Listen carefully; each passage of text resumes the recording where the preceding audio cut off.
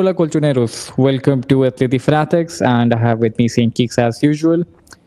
And a lot has been going on for the past few days, especially. So I'm just gonna tell you upfront, guys. So what are we gonna discuss in this episode?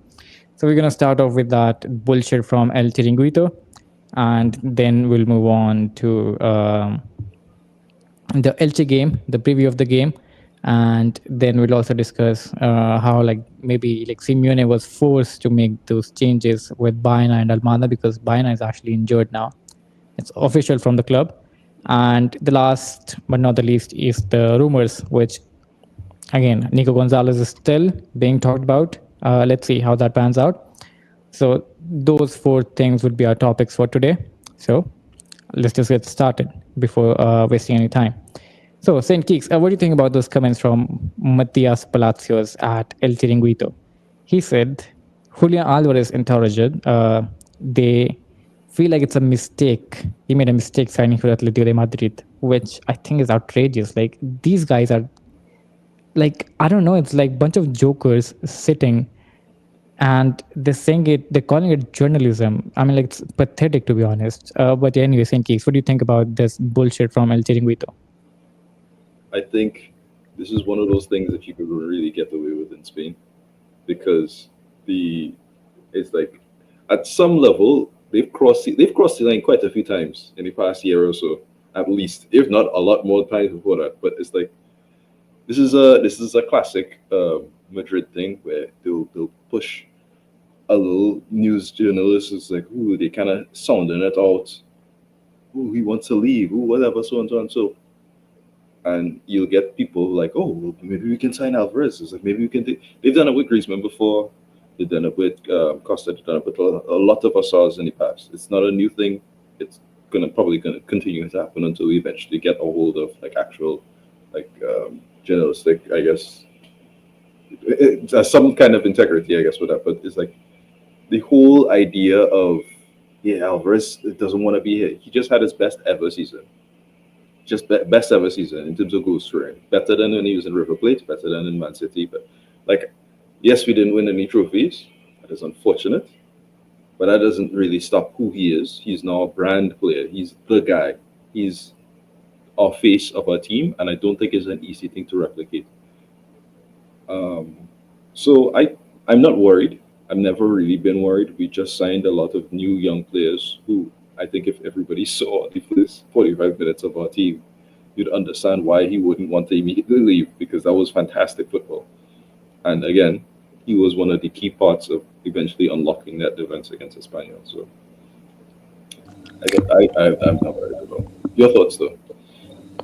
I mean, I would just say these guys keep I'll just say this thing about El Chiringuito. Guys, whoever watching us right now, don't believe any shit that comes out of El Chiringuito. These guys, I don't know, maybe a couple of years ago, before Lewandowski signed for Barcelona, these guys said Robert Lewandowski to Atletico Madrid is a done deal. Yeah, we all exactly these guys just sell drama. It's not football. They sell drama. I mean, it's good. They will say anything to they would also Cristiano Ronaldo to Atletico too as well. Yeah, most probably. Yeah, I remember. I mean, these guys, they just they tried get those views, what we call in the TRP, to get the views and everything. I mean, if you, I mean, El Chiringuito is not available, I think, outside Spain. But if you guys see their channels, it's all about shouting matches. They literally shout in the matches, then actually analyzing football. No, it's a bunch of kids. You sit them in front of a TV and they keep shouting. It's a bunch of nonsense, to be honest. And and that a circus, they call it journalism actually, which is very funny, to be honest. And and the funny part is it's very, very selective actually, very selective outrage. When it's Real Madrid, they always defend, especially that guy with the long hair was the main guy, I think, at El Chiringuito. They always defend Real Madrid, always. Okay. And when it's Barca, they always come up with any excuse oh, why they hate Atleti so much, because again, Atleti is growing, so they don't like it. Someone disrupting that duopoly or whatever you want to say. But anyway, I mean, like if I like really want like like call out El Chiringuito, like I'll tell you this guy. So they called out Antoine Griezmann before he signed for Atletico de Madrid from Barcelona. He said he's finished, and we all know like how Antoine Griezmann like literally came back to his prime. Like he was scoring goals. Even last season he was good. Season before that he was good as well. I mean, like now obviously like like fine. Like Antoine Griezmann is not the same as he used to be, This is and they all this also Samson effect. We need to see him cut his hair. We will be back. We will be back fresh. exactly. Exactly. And one more thing I remember from El Chiringuito actually. In 2019, they said Simeone's time at Atletico de Madrid is over. You know what happened the next year? We won La Liga. So, I mean, these guys are literally jokers. But anyway, uh, like I said, one of those, we call it clickbaits, like trying to get more views. Because again, like now, like everyone is talking about Julián Álvarez at Atletico de Madrid. You see Liverpool fans, you see Arsenal fans, like they're trying, even like most of the fans of Premier League, even the Real Madrid and Barcelona.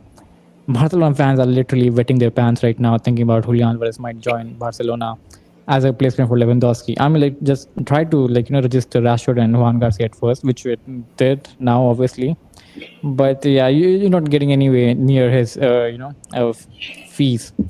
But the good thing I like about this stuff is Atletico de Madrid fans, like they're not buying it. They know the hypocrisy. They know like El Chiringuito is bullshit. They're not buying it at all. So that's what I feel like. That's what I like. I feel good about it. But anyway, if anyone like like they haven't subscribed to Netflix, go watch El Chiringuito. Proper proper entertainment, guys. Proper entertainment. But anyway, the news coming from Julián Álvarez again. One more was Ruben Uria. He said yesterday that Julián Álvarez might renew his contract. The talks are going on, and when the transfer market finishes, the talks will continue, and Julián Álvarez maybe he will renew the contract with Atletico de Madrid. Because again, guys, Julián Álvarez is the guy like he's the center of the project as we're moving forward. He's literally the main guy. Like we say, the main character is literally the main guy at Atletico de Madrid right now. Everything revolves around Julián Álvarez. He has a say in this team. He's the main guy. I don't think Julián Álvarez would get this anywhere else. To be that main guy, to lead the team, he is that guy for us right now. Griezmann used to be for us back in the days where he obviously reached the Ballon d'Or, like the second and third ranking. I mean, I think he deserved the Ballon d'Or as well for 2018, in my opinion. 2016, you can say obviously like he lost the UEFA Euro and like we lost the Champions League final. You can say fine, like Cristiano won it, but 2018, he literally deserved the Ballon d'Or ahead of Modric. He had the World Cup, he had the Europa League, Super Cup. Everything was in his favor. But again, we all know that Ballon d'Or is just a again same thing, the journalists and friends literally voting up for their like whatever they want to wish. Because again, I mean, just like the example right now, Julian Alvarez is not even in top 30 for Ballon d'Or list after like literally having like 30 goals per assist. I mean, like that's a shame. Vinicius Junior, who stinks the pitch every match, is literally on the Ballon d'Or list, but Julian Alvarez is not. I mean, I don't even know what to say about Ballon d'Or. Like it after 2018, like Ballon d'Or has actually like lost its credibility. The best thing Ballon d'Or did for me recently was giving the Ballon d'Or to Rodri instead of Vinicius Junior. That was the best thing. But anyway, we move on to the next topic. So St. Keeks, Baena is injured actually, so he'll miss out a couple of games. And now, like, would you blame Simeone that much for taking out Baena and Almada against Spaniel in the second half? Or like, should we calm down a little bit? I mean, we talked about it last time where I was feeling like it was unfortunate how it ended, but it's like there's a lot of different things. Obviously, we can't see. We know no more information. With things outside of these things, outside of the scope that we can see. Stuff about training, if somebody has a discomfort, all these other things, we can't see that usually unless the cameras actively show it, and they don't usually have access. I remember how Simeone tried to get the guy out of his team circle while he's talking the tactics. So it's like it's literally like that. But these things happen. So knowing that Baena was injured and Almada had a little bit of a discomfort because of the fact that, again, we had a very, very short preseason. We only had about maybe 2 weeks to really do games. Normally we play about 3 weeks of games, of which we have like another three or even more weeks of like actual training. So nobody is fully match fit, as we mentioned before.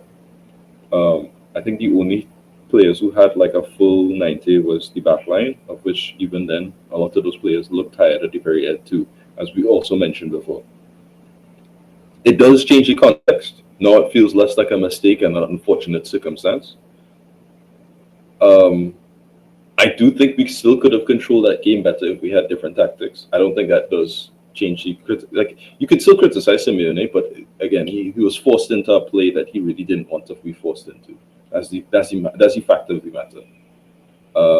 We'll see how that affects our overall thing. I think Bayana was supposed to be one of our key parts of our team. Hopefully, he doesn't get injured again this season. But I'm sure we'll try and figure it out. It kind of just means Alvarez is probably be more of a second striker again. So I'm not too worried about that. I think he's still very good at what he does in that position. And Almada is probably still going to play. So, True. I mean, like I'll easy down on Simeone a little bit from the last game because last time, guys, when you heard me, like we did the recording like right after the game, so like you can understand the frustration. But I think like now I can understand because Baina was injured, and it was good like like that we didn't give him more minutes because again it could have been like much worse right now because again he's just out for a few weeks. If let's just say we would have continued him, like would have been much worse as well, right? But it's very unfortunate to be honest. Like Baina is out for a few weeks, and but hopefully he'll be back. I think after the international break, which would be good. And Thiago Almada, I think like he didn't really have like full fitness, but I think the next match he will stay on for the 90 minutes. And but again, like talking about the like you said, I think like we have to think about like also the players have to think about that are not playing. You have to make efforts because the second goal, like like we all saw it, like Griezmann was literally walking, Koke was jogging, and like I said, like Rogeri was alone to mark that cross. And I would say he didn't know whether he should close it down, whether he should stay in his position, because that was a very, very awkward position for him. So like he just couldn't do anything. So again, like these players have to actually like like level up because again, like if let's say Baina is injured, so like we don't really have a replacement, and we have to bring on Griezmann and Koke, and then if they continue playing like this, it's the same with Atletico de Madrid from last year. So it's nothing, and like our season just started, and like we already have these points to talk about, which is again we can see the weakness spot, because again the main problem last season was the left hand side, and that side again. So Bayan and Bada are there for the like they're trying to upgrade that position, they're trying to improve that position, and it did improve. We saw against Espanyol, it was much better. Like most of the attacks were coming from the left hand side instead of the right hand side. So it did improve, but then once they was like once they were substituted, once Griezmann and Koke came in, it was different. And I think these players have to actually level up. But anyway, moving on to the next thing, which is the preview of the match against Elche. So we are playing Elche this weekend at home, and it's our first home game. And I think after today, so today is the that Noche de Bienvenido, like in English, I would say the welcome night, you can say.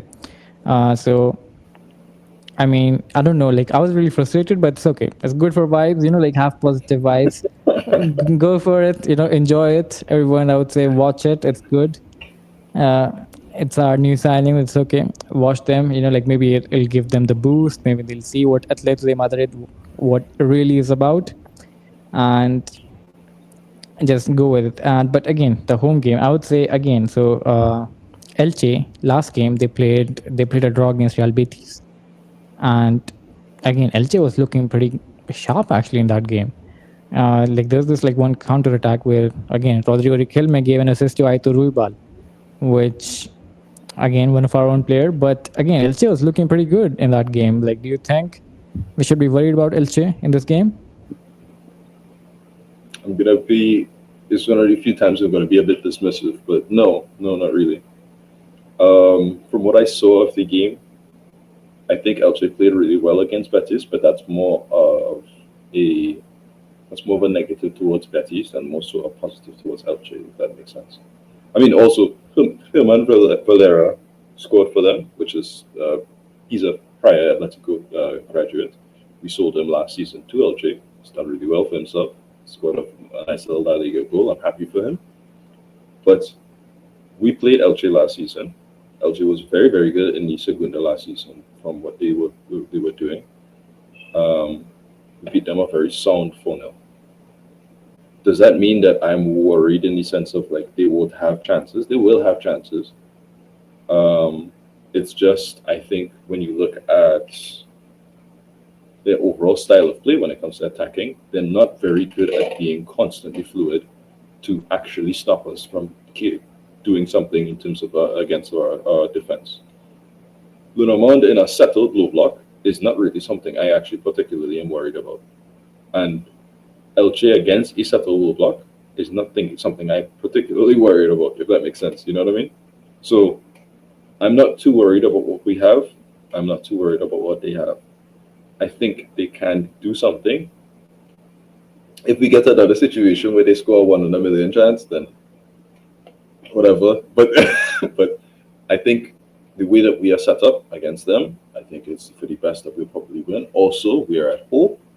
This is our first home game of the season, and usually Simeone teams perform much better after a loss. So I'm expecting a nice rebound. Maybe not too much of a trounce, but I'm expecting a nice performance from the team. Although unfortunate Baena isn't here, but I think we'll do fine.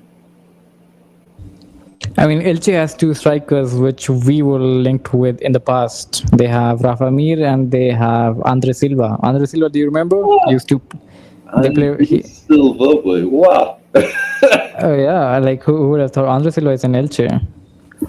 But anyway, I mean, like if I look at the stats from the last game, they had 68% possession against Real Betis.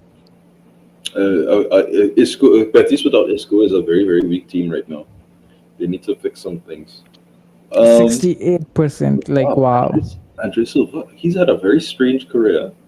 It was insane at Frankfurt. Had a 25-something goal game season. Then went to Leipzig, did absolutely nothing at Leipzig. Where did he go after that? He went on loan somewhere. Frankfurt, I guess. I don't know. I can't remember. Frankfurt? Did he went to Frankfurt? He was in Real Sociedad as well. Yes. Sociedad. He did nothing there. I remember. Sociedad is a place for strikers to not perform. So he went to the one place he should not have gone after he was already not performing and got to perform worse. And he's in Elche. Wow. I hope he does well in general, but not against us obviously, but I hope he does well. He's had a very unfortunate trajectory because he's supposed to be Andre Silva used to be 24 when we were linked with Andre Silva. He's 29 now. Long time. Yeah, this guy was in AC Milan as well. Wow, Werder Bremen as well. When did I miss that? Wow. Okay. He was in Frankfurt as well, like I said. He was in Frankfurt as well. Real Sociedad. Okay, wow. Okay. But yeah, we were linked with him. Like, do you remember that? We were linked with Andre Silva. That was a long time ago. And we were linked with Rafa Mir as well. Rafa Mir is also in Elche. So Rafa Mir is... In Rafa... I think we were supposed to go after either Vlahovic or Cunha, and then Rafa Mir was our first choice. So then we went for Vlahovic. I put on 60 million. I was like, why didn't we just go after him? And then when we went for Cunha, which I'm fine with, and he also had a good time in Man United. We had a good time in Man United this season as well. Classic Andre Berta rumors actually. Like the funny part is like when Andre Berta was our sporting director, we didn't sign any Italians, and when he's gone, like we literally signed 2 Italians.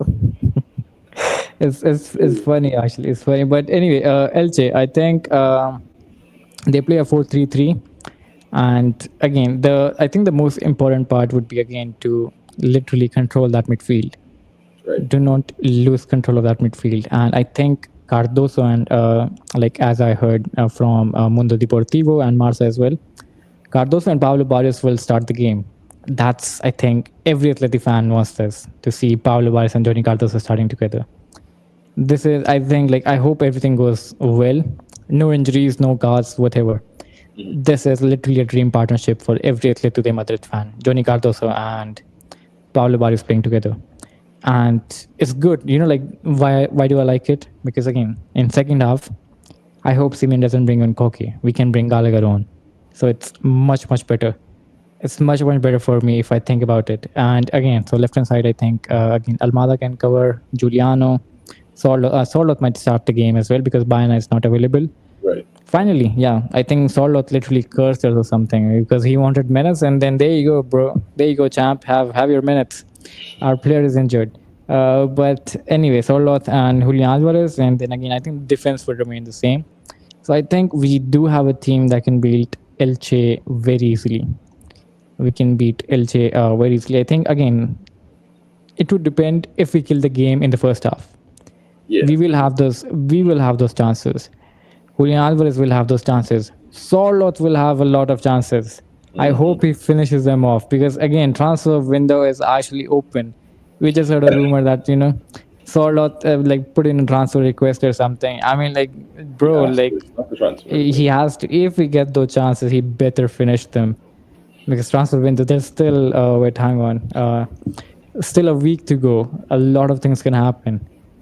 I hope he, finishes those chances because he will get those chances. But anyway, let's just go through the lineup, Ashley, the possible lineup for tomorrow. Anything you want to say about Elche? Ooh, no, I don't know. I know a few of the players, but nothing I think is significant enough to talk about right now. And then also, you saw that Taufik and Yano were both being tested in the first 11 because of the injuries and these other things. So maybe a surprise debut.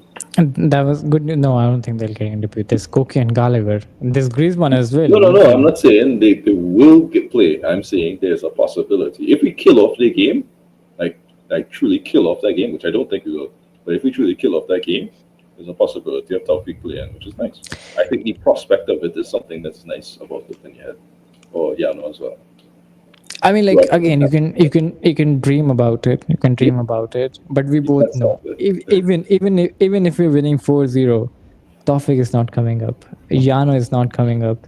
We both know this. Simeone won't bring them on. buddy. Exactly. There's too many players on this car right now. I don't think Simeone will bring them on. But anyway, before we move to possible lineups, guys, do let us know your opinions about the bullshit El Chiringuito created this week, and also let us know what you think about Atletico de Madrid without Baena at the moment, and if like I think like Simeone could have done something else last week to prevent that. Okay, but anyway, moving on to the next one, we have the possible lineups.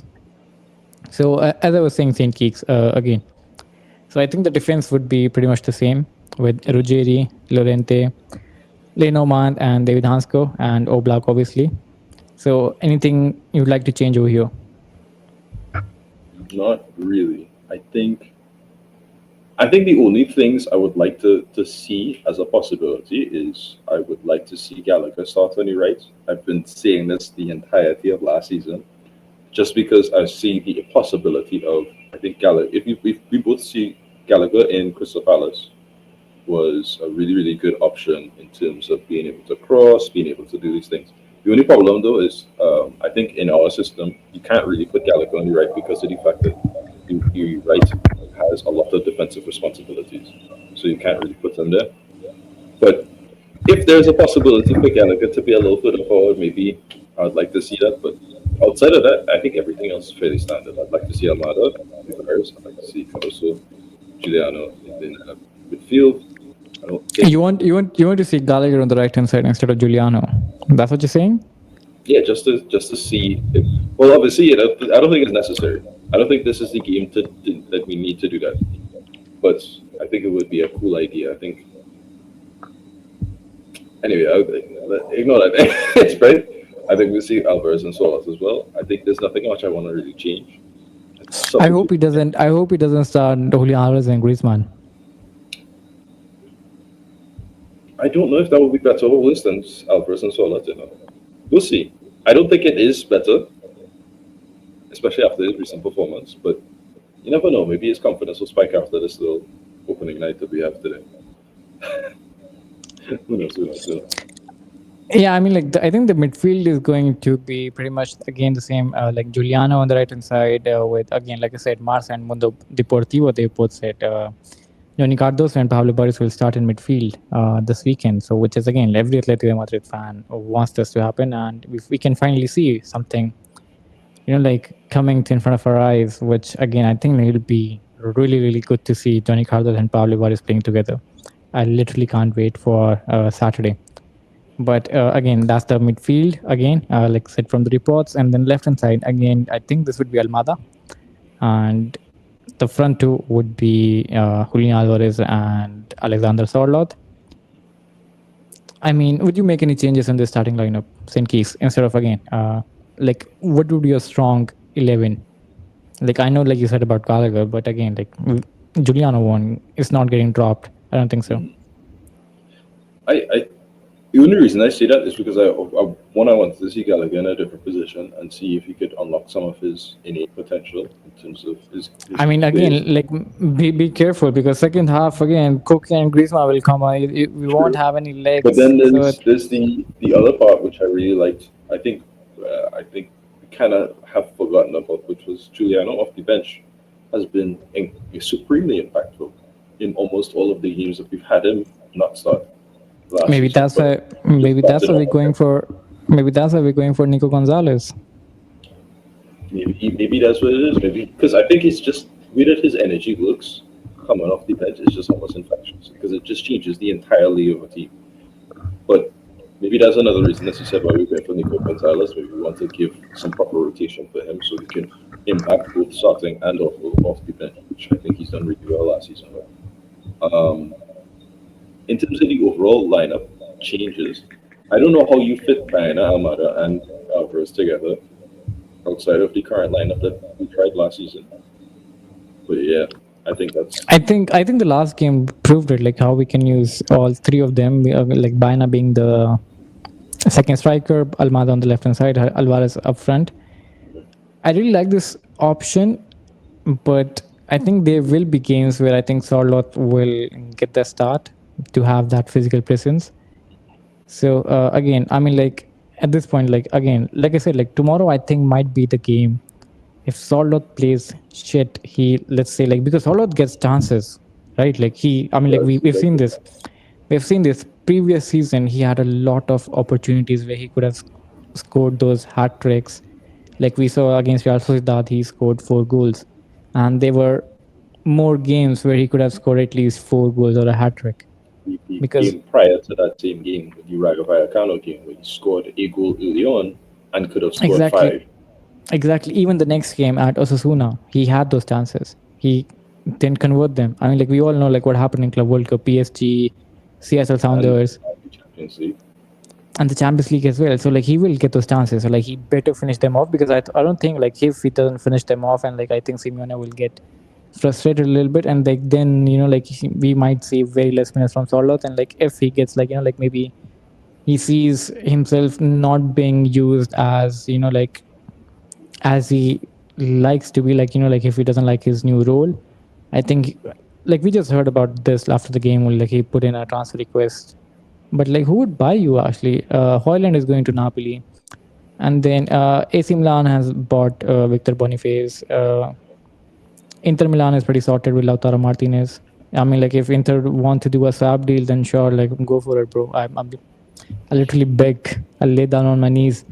But Premier League is pretty sorted with the striker situation. I mean, like if you want to go to Newcastle, fine, go. With Alexander Isak, maybe he might be on the move. You can go to Newcastle, sure.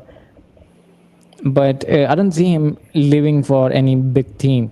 So Sorloth has he actually has to I think step up. I think tomorrow would be the game where actually if he missed those chances, we might see some movement. We might again.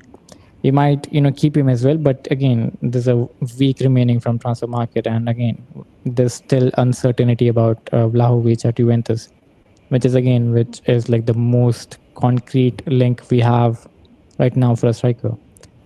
I think it's pretty much the same only. Vlahovic is literally like Solo 2.0, but again, it's just like Vlahovic is a little bit younger. And okay, I just received a notification live in 30 minutes for yeah. But anyway, so I think Sorloth has his chance. I think this is a game for Sorloth, just like Rodrigo De Paul has his chance in the Club World Cup. So I think this is a chance for Sorloth to actually This is this is the prove problem. himself. We've talked about this a lot of times last season, but it's like the problem is, in theory, Solot could be a lot better for a striker. In theory, Solot could be the guy that we need because he's tall, he's fast enough. I don't think he's slow. He's an ish dribbling, not particularly good, whatever. He can play a pass, has very good ball striking, and his presence in the box is actually something that's particularly good. The problem is, yeah, he can position himself as well as he wants to get a header. Once he gets the header, does he finish? Probably not. And that's the kind of frustration with it. I think when you look at, but at the same time, it's one of those things where it's like, don't count your eggs before they hatch, right? Vlahovic is in a similar exact same, as you said, he's sort of point to, right? Vlahovic, when we were linked to him all those years ago, the same thing with the We literally bid like 70 million something for Vlahovic. Can you believe it? Back in the day, we bid 16 million. It was 50 plus 10, right? And I was like, to me, at the time when he was about to leave, at his stage of development, it was the perfect time for him to leave. We needed a new understudy, right? You had Suarez, who has just had one of his a nice revival year. If he comes, you get to work under Suarez, you get to work under one of the coaches who can really develop you. You worked under Allegri, you regressed entirely. I don't think he's ever come close to his Fiorentina numbers since then. But there was a period of time, the problem is with Vlahovic in Juventus has always been, sometimes he's really, really hot. He scored three kicks in a row in each match week. And then he would just go like 8 games without scoring a goal. You never really know what you get with Vlahovic in Juventus. And do I think we could unlock him? Probably. Do I think we're in a position to unlock him? Not really, no. I think we're trying to push for something. And I think if Darwin is in a similar situation, but I think he's further off from the way he wants him in terms of being able to revive him. I think he's in a very different position. If we get him, I think he's not ideal, but he's better than not. I think we put him in a counter. With Sorloth, if he doesn't want to be here and he wants to get game minutes, I don't know where you're going to go, because we paid 35 million for him last season. I don't know who's going to put down 35 million for Sorloth this season. If you put down the money for him, yeah, take him. Saudi. Yeah. We'll get a replacement. Maybe, I don't know, maybe we'll get somebody, but I don't know. I'm not so hot a Sorloth fan that I don't mind him leaving. I just think it's a shame that you decided to do this at the very end of the window and we have nobody really to replace you. Exactly. We could have gone for Darwin Nunes. Like we had options, but the thing is, I think in preseason, Sorloth looked pretty good actually. He looked really sharp against the game against Newcastle, the game against Porto as well, and again we didn't see the game against Rayo Vallecano, but I think Sorloth looked pretty sharp in these few preseason games. So let's hope he, he do really well against Elche, and have this with Sorloth. It's once he gets start going, he sometimes he literally score from anywhere of the pitch. Yeah, it's a confidence. Exactly. So I think again, Sorloth was again our leading top goal scorer in La Liga. So I hope he continues. He will get his start this weekend. I hope he bangs a hat trick in the first half. I don't care. Because again, it'll be much better for the team.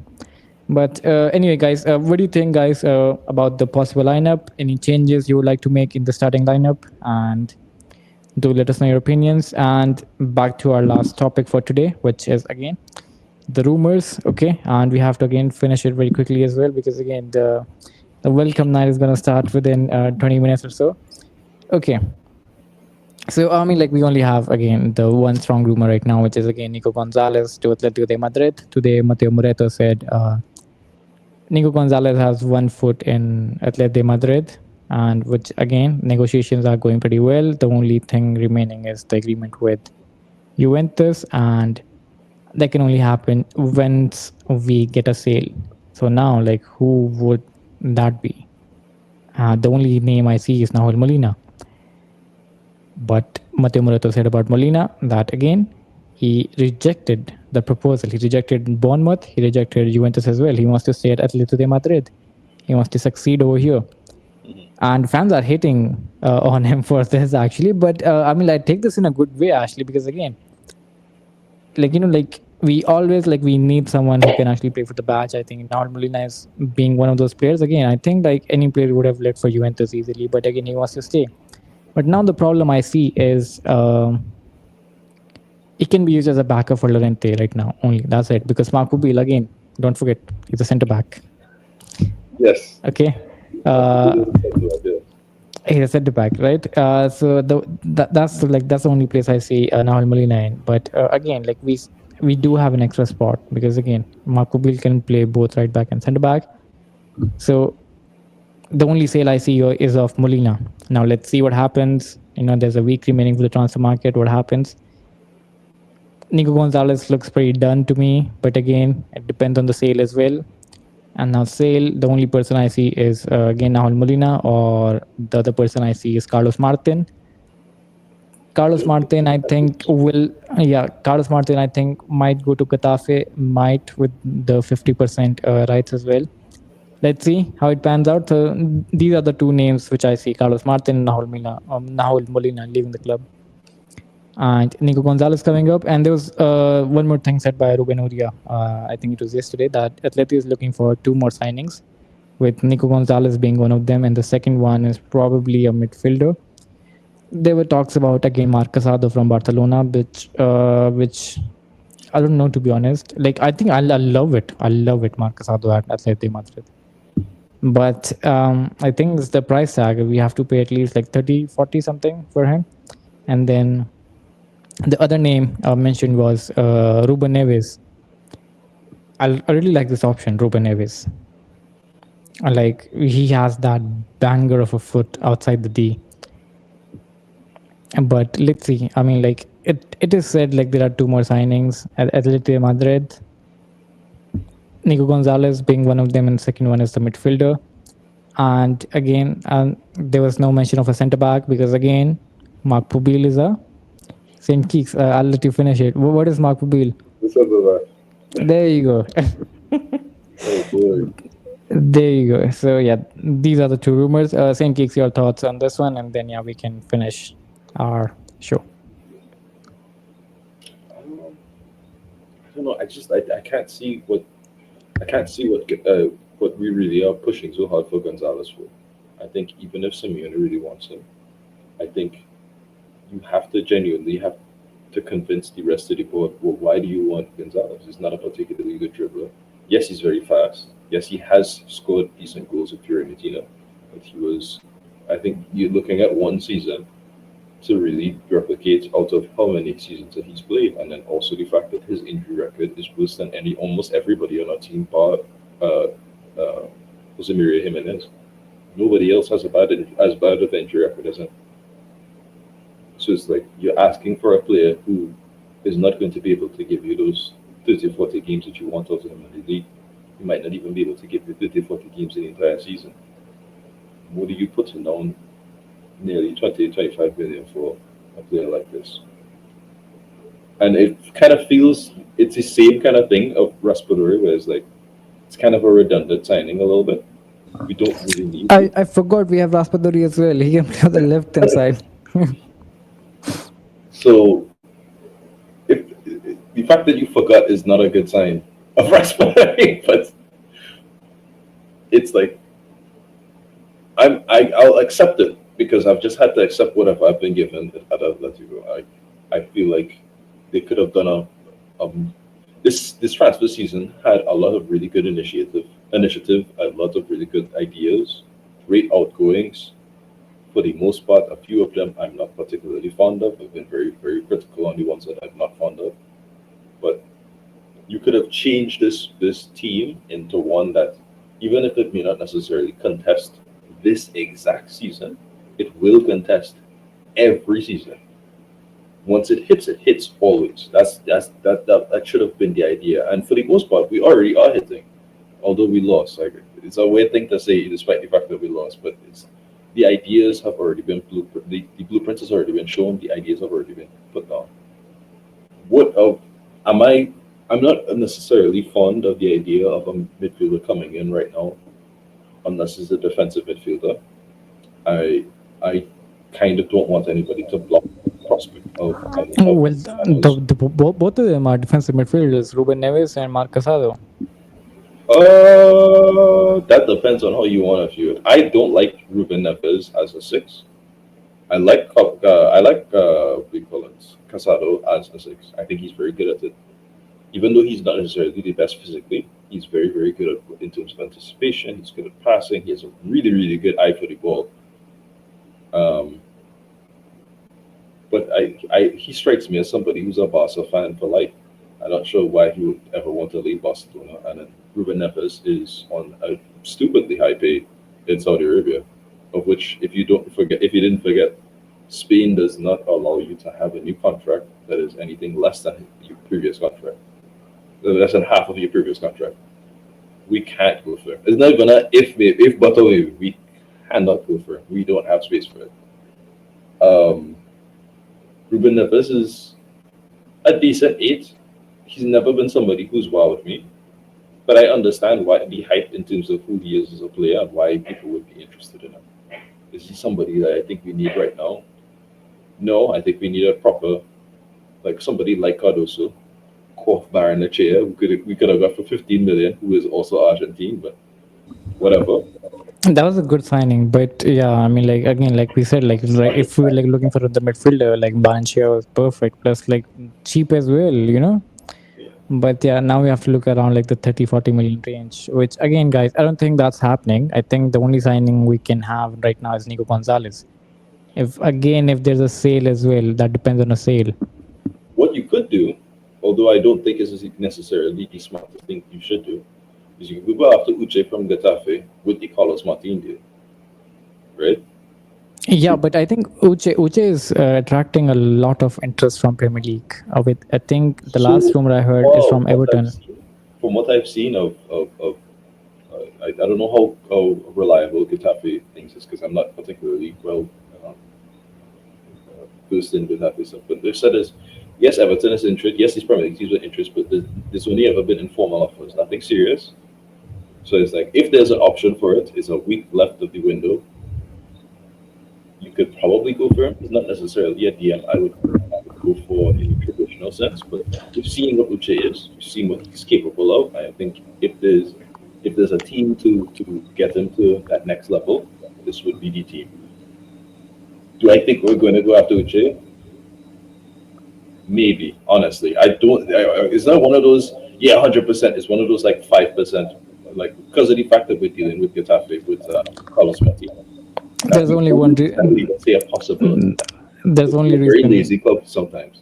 There's only reason if we would have gone after Uche. First thing, he had to be white. Second thing, he had to. I forgot. He second second. What is the most important thing? He has to be Argentinian. Mm, well, I guess the option would have been Baroneche, and that's gone. So I guess. Oh, well, there's also Eki Fernandez. I don't know how to pronounce his first name. Who is also trying to leave Saudi Arabia and come back to Europe. You're dreaming too much, bro. You're dreaming too much. No, that deal is supposed to be less than 20 million. Do I think we're going for him? No, not at all. He only has an Argentine passport, and it would require either Calico or Molina to leave. And again, that is not possible, so I'm not going to bother with that one. So, do I see somebody else coming in? Right now, honestly, no. I think Getafe might get Carlos Martin, but I don't think we have enough space for Nico Gonzalez, even with Carlos Martin. So, you know, I'll We'll take see. what I get.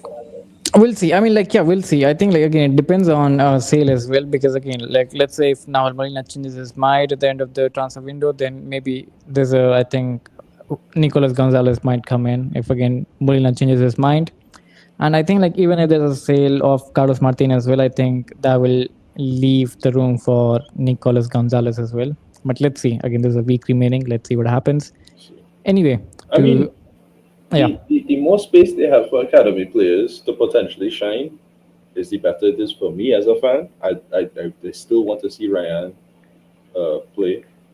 I think we only really got to see 20 minutes of him in the preseason, unfortunately. But we'll see for more from him in the under 20 World Cup.